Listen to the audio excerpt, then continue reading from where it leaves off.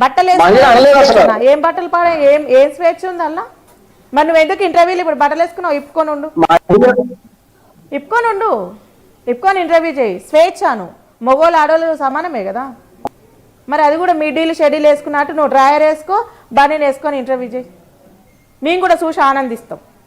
అనసూయని చూసి నువ్వు ఎట్లా ఆనందిస్తున్నావో నిన్ను చూసి కూడా నీ ఫ్యాన్స్ ఇప్పుడు అనసూయ దిక్కు మాట్లాడుతుంటే ప్రతి ఒక్కరికి సపోర్ట్ చేస్తున్నారు కదా, వాళ్ళు కూడా ఆనందిస్తారు నిన్ను చూసి.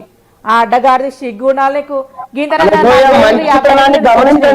నువ్వు మంచి మెసేజ్ దాన్ని పట్టుకొని దాని దిక్కు మాట్లాడతావు నువ్వు. అదే నువ్వు తాత వచ్చినాయి ఆమె కనుక కొంచెమైనా తలకే